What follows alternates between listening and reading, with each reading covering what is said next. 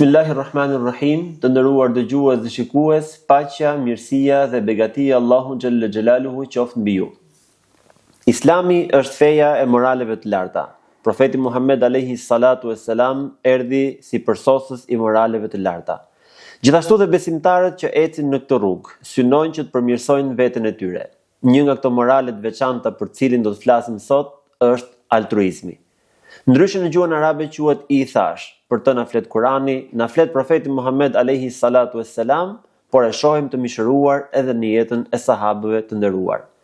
Për të folur për këtë temë, kemi sot të ftuar në podcastin Porta e Mëshirës Myftiun e Kurbinit, zotin Edmir Maxharri. Mufti, mirë se vini. Mirë se jeni. Faleminderit për ftesën. Faleminderit për sukses në program. Amin.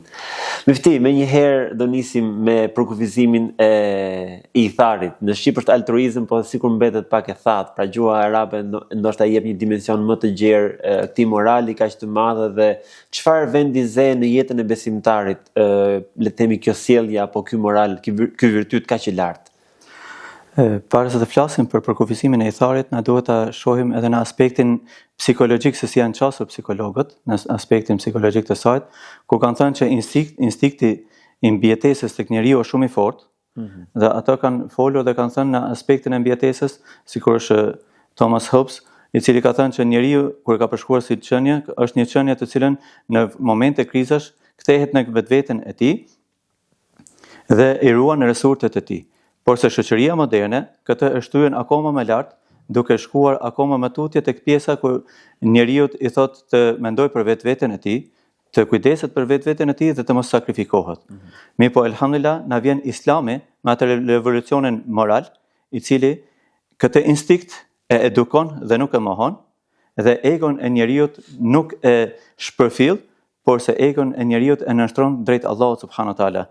Dhe pikërisht në këto dy etapa fillon nisma e asaj e cila është ithar, të cilën në qoftë se do të marrim si përkufizim më të bukur e ka bërë Allahu subhanahu wa taala në Kur'anin famëlar tek sura Hashr në ajetin 9 ku thotë wa yu'thiruna ala anfusihim walau kana bihim khasasa, dhe ata i japin përparësi të tjerëve edhe pse vet ata kanë nevojë për këtë gjë. Dhe kjo është etika dhe morali dhe pjesë edhe e praktikës së jetës së profetit Muhammed alayhi salam, që gjatë gjithë jetës së tij e ka praktikuar jo për të treguar dobësi, por se ka praktikuar për të mësuar shoqërinë apo shoqërinë e sahabëve të cilët edhe ne sot akoma e quajmë dhe të quhet deri në ditën e gjykimit, të quhet shoqëria e artë, shembulli më i mirë për njerëzimin. Mufti, si mund ta kuptojmë, pra ju e cekët pak, përtej asaj dëshirës pra që njeriu të, le të themi, të investojë gjithçka tek vetja e tij, përtej nevojës, ne kemi shembullin e profetit Muhammed alayhi salatu wassalam që thuajse nuk mbante asgjë për vete, edhe kur kishte nevojë, pra është shembulli i xhybes apo edhe shumë raste të tjera.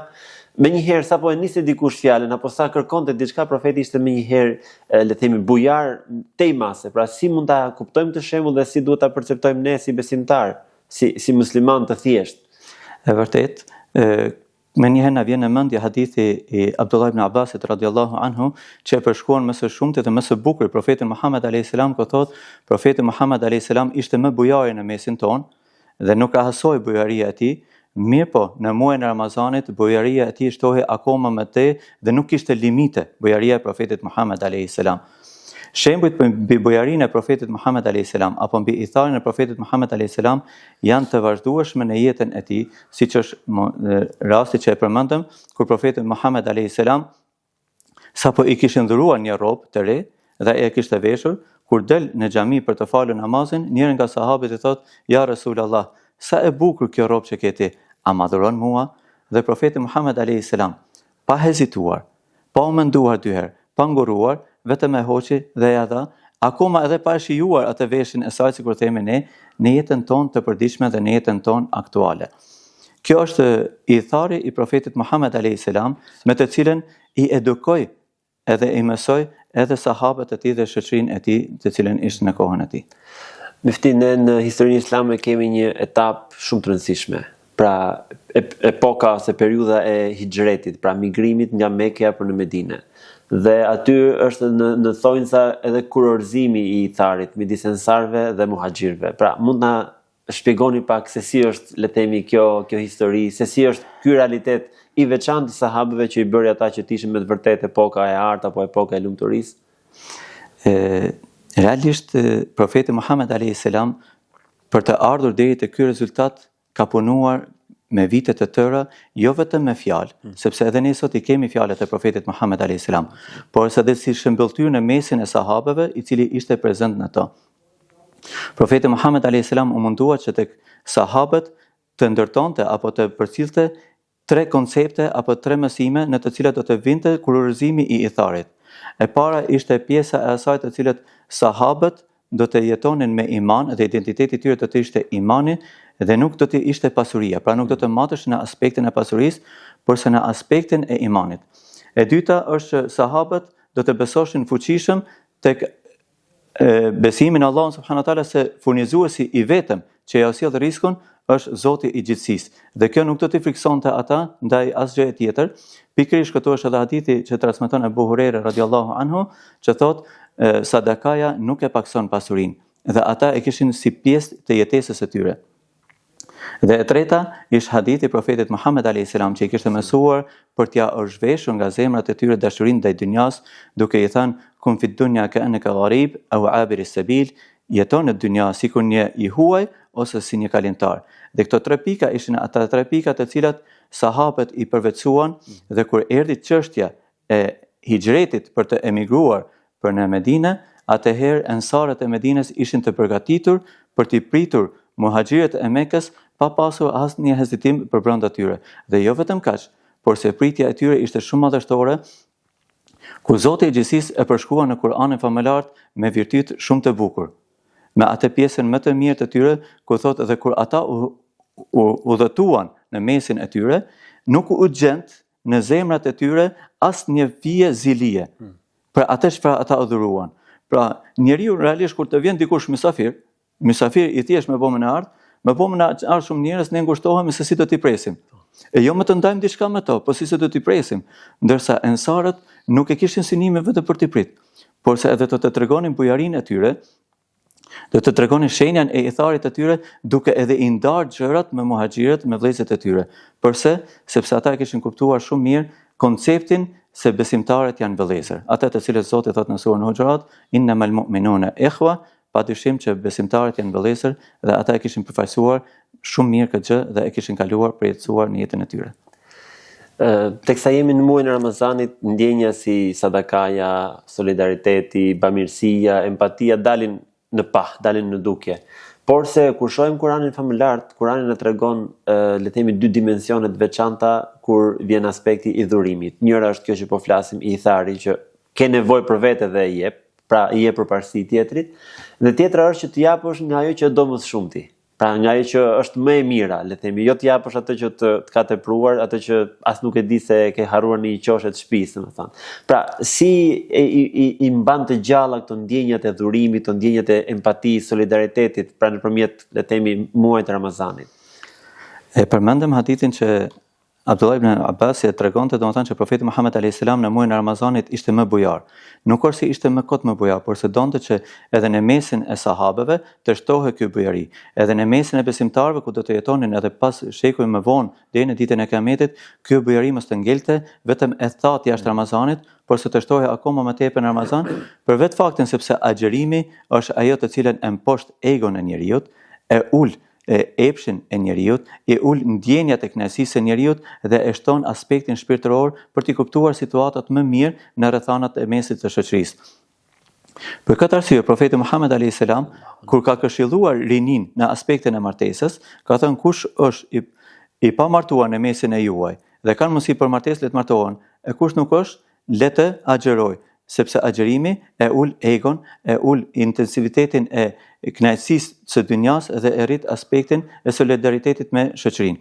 Dhe këtu pastaj futet pjesa e asaj të cilët është edhe iftarët shoqërore, kolektive të cilët ne i kemi. Profeti Muhammed a.s. tha që agjeruesi ka 2 gëzime. Njëra prej tyre është iftari, mirë po pastaj e shtoi në dimension, e rriti këtë dimension duke thënë që kush e shtron një iftar është ai i cili do të fitojë sevapin atyre agjeruesve pa i munguar asgjë atyre. Dhe kjo është motivimi më i bukur të cilën besimtarët sot krahas që agjërojnë, krahas që çelin iftar, ftojnë edhe besimtarët e tjerë për të çelur iftar së bashku, dhe kjo së bashku bëhet ajo pjesë e solidaritetit në mesin e shoqërisë dhe për të arritur akoma edhe më tepër aspektin e bujarisë. Mos ta harrojmë që historinë tek Jusufi alayhis salam, ku thuhet që Jusufi alayhis salam pasi u bë ministër, pastaj më pas Jusufi alayhis salam agjëronte shumë. Dhe kur i thanë pse po agjiron kaq shumë, sa po agjëroj ta se kam frikë se mos e harroj aspektin e nevojtarit ta, sepse duke qenë me barkun plot, mund të harroj aspektin e tij. Edhe kjo është në Ramazan të cilët besimtarët akoma më tepër bëhen më të ndjeshëm për të qenë më pranë njerëzve në nevojë dhe për të qenë më bujar në mesin e shoqërisë. Një aspekt tjetër është, le të themi, dhe realiteti ku ne jetojmë sot. Bota sa kalon më shumë po i shtyn njerëzit drejt individualizmit, drejt asaj që e përmendëm në fillim, instiktit të mbijetesës, secili shikon punën e tij, shikon veten e tij. Por ne si besimtar ne kemi një manual, pra kemi jetën e profetit Muhammed alayhis salam, kemi Kur'anin famëlar. Këto mesazhe të Kur'anit, këto mesazhe të profetit, si duhet i marrim që edhe ne të kemi një shpirt ensarësh, pra që të mos mendojmë vetëm veten, por të mendojmë edhe për tjerët që janë rreth nesh. Pra çfarë duhet të bëjmë, cilat janë disa hapa, le të themi, konkret që besimtari duhet të ndjek rregullisht, pra për të përmirësuar veten e tij. Së pari njerë do të kuptojmë qartë ajetin kuranor, ajetin 9 të sura Hashr, do të kuptojmë qartë atë pjesën e ajetit që ajeti na flet neve për çështjen e itharit, po na tregon se ky ithar tek neve çfarë bën? Na rregullon çështjen tonë me egon. Na rregullon çështjen tonë me atë frikën ndaj skamjes, ndaj varfërisë, dhe na rregullon aspektin e vetvetes tonë me dashurinë e madhe që kanë njerëzit ndaj dynjas. Dhe këto janë 3 pikat kryesore të cilat kërkohet çdo besimtar t'i rregullojë në vetveten e tij. Ego e mëspari të edukohet dhe të nënshtrohet ndaj Allahut subhanahu wa taala. Frika e cila është frika ndaj varfërisë, të cilën i nxit njerëzit duke menduar vetëm për interesat e veta, është pjesë e asaj të cilët sahabët e kanë kuptuar shumë qartë një ajet kuranor ku Allah subhanahu wa taala thotë in ash-shaytanu ya'idukumul faqra wa ya'murukum bil fahsha. Shejtani ju frikson me skamje dhe pastaj i urdhëron në vepra të këqija. Dhe sahabët sa herë që kishin ndonjë ndjesi për varfëri, ata e kuptonin që kjo është ndjenjë dhe është lojë e shejtanit, dhe nuk binin pre e saj, sepse e dinin që Allah subhanahu wa taala është furnizues dhe besonin në atë të cilën çdo kontribut që do ta jepnin, Allah subhanahu wa taala minimumi do t'ia kthente me 10 fish deri në 700 fish. Dhe krahas kësaj ishin me atë mentalitetin që ajo që jep është e jona dhe ajo që ne e posedojmë. Fiks me atë të cilën është historia e profetit Muhammed alayhis salam, me Aisha radhiyallahu anha, pasi që profeti Muhammed alayhis salam kishte bërë një kurban, dhe pasi del gjatë ditës kur kthehet në mbrëmje, shkon tek Aisha dhe i thotë çfarë ka ngelur nga pjesa e kurbanit. Aisha tregon vetëm një copë mishin i cili kishte ngelur në të, dhe profeti Muhammed alayhis salam pushesh dhe i thotë o Aisha, thotë ajo që cilën e ke shpërndar, ajo është e jona, ajo mbetet e jona. Pjesa e shoqërisë është pjesë, domethënë që neve do ta largojmë edhe aspektin e dynjas, jo që mos të jetojmë në dynja, jo që mos të kënaqemi, ama mos ta lejojmë dynjan të tepërtojë në zemrat tona, dhe krahas kësaj ne si besimtar të mundohemi të gjendemi pranë njerëzve. Ndoshta jo të japim sikur kanë dhënë sahabët, sepse për t'i garuar ata është shumë garë e madhe, është garë e dështuar që në start në aspektin ton, por se themi që të paktën t'ju afrohemi atyre. Ata të pricat tona ne t'i japim. Ata të pricat të cilat ne kemi, ne t'i japim. E përmendet pak më herët që ne duhet t'i japim më të mirën. Atë më të mirën përsëri sahabët e kanë bërë. Kemi rastin e sahabiut i cili dhuroi atë të cilën kishte kopshtin e palmave më të mira të hurmave, të cilën sapo dëgjoi ajetin kuranor, e dhuroi akoma pa menduar 2 herë. Ndërsa ne atë më të mirën ndoshta nkurrojmë pak. Ama tek te prica mos të hezitojmë për ta dhënë atë. E dyta të cilën na kërkohet që neve të bëjmë kujdes në mesin e shoqërisë për të futur sadopak në ndjesinë e itharit, është që t'u gjendemi afër njerëzve. Jo vetëm me pasuri, por sa dhe me kohën tonë. Për t'i vizituar në momentet të cilat ata mund të jenë të sëmurë, për të shkuar për t'ia dëgjuar një hall të cilën ata kanë nevojë për ta diskutuar, për të bashkëbiseduar me të rinj të cilët ata kanë më tepër nevojë për bashkëbisedime të ndryshme. Po pse jo, edhe për të qëndruar pranë njerëzve të cilët thjesht për t'u thënë unë jam këtu me juve, për t'ia letatuar zemrën e tyre apo për të mërzitur së bashku me to. Ndajmë hallet me ta. Ti ndajmë hallet me ta. Mifti, sa e rëndësishme është që ne të ndërtojmë një shoqëri të re, pra një shoqëri ku njerëzit vuajnë për hallin e tjetrit. Pra në fakt Islami këtë synon, pra që të ndërtojë një shoqëri që thot profeti alayhi salatu selam, pra besimtarët janë si një trup. Pra kur dhëmballa nuk flej gjithë trupi, pra nuk bën rehati. Sa rëndësishme është ndërtimi i një shoqërie të tillë, domethënë, dhe sa e vështirë apo sa e lehtë është? Rëndësia është shumë e madhe, sepse një shoqëri e tillë do të sjellë një stabilitet në mesin e shoqërisë, një harmoni, një jetë më të bukur, një jetë më të mirë sociale, një shoqëri me nivel më të lartë dhe krahas kësaj vështirësia të cilën mund të kishte si vështirësi, mund të themi që ndoshta ne nuk synojmë, përsëri e themi, nuk synojmë atë shoqërinë të cilën sikur ishin sahabët. Ama nuk është e paarritshme për të arritur të paktën disa parime të cilat ata e kinin. Pra e përmendëm çështjen e ndarjes së kohës në mesin e shoqërisë. E përmendëm çështjen që t'ju gjendemi afër. Po, sa i përket pjesës së rëndësisë së saj është pjesë sepse në qoftë se një shoqëri do të ndërtohej në bazat e itharit, atëherë nuk do të kishim njerëz të cilët do të vuanin nga ankthi. Nuk do të kishim njerëz të cilët do të ishin të çorientuar në aspektet e jetës së tyre. Nuk do të kishim një shoqëri të pa orientuar në parimet jetësore të tyre, por se do të kishim një rregullsi krejt më ndryshe, krejt më të qetë dhe krahas kësaj ne nuk përmendim shumë shembuj nga historia e profetit Muhammed alayhis salam, por se ndër sahabët kemi shembuj nga më të ndryshëm, të cilët ata e kanë parë profetin Muhammed alayhis salam në ithar dhe vetë e kanë praktikuar atë ithar në format më të bukura, në format më të mira dhe i kanë lënë përparësi shumë në gjëra më të mëdha njëri tjetrit. Ndërsa shoqëria jonë e sotme ka të nevojshme shumë që të kthehet te parimet të bazë të itharit. Ndoshta themi përsëri, tek ajo idealja nuk mund të shkojmë, por se tek parimet bazë të itharit na duhet të kthehemi që ndonjëherë ta sakrifikojmë nga koha jonë për të dëgjuar dikënd, për ta vizituar dikënd, edhe për të ndarë diçka me dikënd të cilën kanë halle të ndryshme në mesin tonë. Mufti, faleminderit, Allahu ja shpërbleft. Unë do të dëshiroja një mesazh të fundit, një mesazh përmbyllës për dëgjuesit tanë. Pra, ndoshta mbi rëndësinë që ka altruizmi, ithari apo çfarë do qoftë ajo, domethënë në këtë muaj të begat që ne ndodhemi. Unë do të ftoja njerëzit që mos e presin për t'i larguar hallet e veta për t'ia zgjidhur hallën dikujt, sepse nuk marrën hallet tona.